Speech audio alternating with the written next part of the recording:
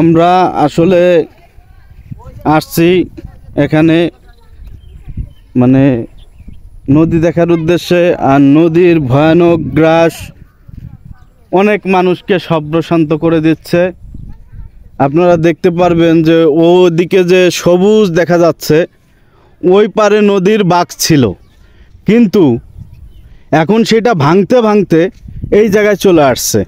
আর এখানে বালু বস্তা ফেলানোর কার্যক্রম চলতেছে। আর এইভাবে যদি কন্টিনিউ ভাঙতে থাকে তাহলে এই সাইডের যত বাড়ি ঘর আছে মানে তারা মনে হয় আস্তে আস্তে মানে ওই যে ইসি যাওয়া লাগবে।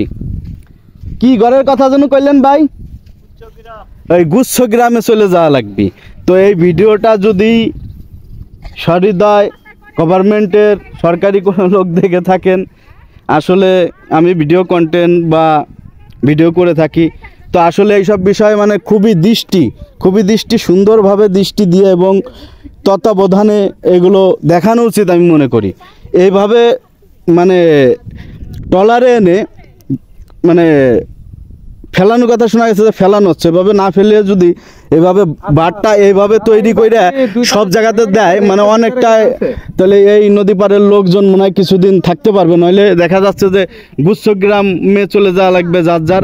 আসলে জমি জাতি বসত ভিটা টাকা করি সব কিছুই এদের হয়তো বা ছিল আছে, কিন্তু নদী গ্রাস যদি ক্রমান্বয়ে এভাবে যদি হইতেই থাকে তাহলে সবাই বিলীন হয়ে যাবে। একসময় সবাইকে গুচ্ছগ্রামে যে উঠতে হবে। তো আসলে বাংলাদেশ সরকার এই নদীর জন্য হাজারো কোটি কোটি টাকা, শত কোটি কোটি টাকা বাজেট রাখেন। তো এই বাজেটটা যদি সব সময় মানে 100% সিকিউর না হয়ে 80%ও হইতো, আমার মনে হয় যে নদী পাড়ের লোকজনের জন্য মুক্তির পথ হইতো, আর এগুলো এভাবে ভাঙতো না। তো যাই হোক বন্ধুরা, আজকে শুক্রবার ঘুরতেছিলাম, আর ঘুরতে ঘুরতে একটু এই চন্ডানন্দে আসছি। এটা মধুমতি নদীর নদী, তাই না কাকি? মধুমতি নদীর নদী।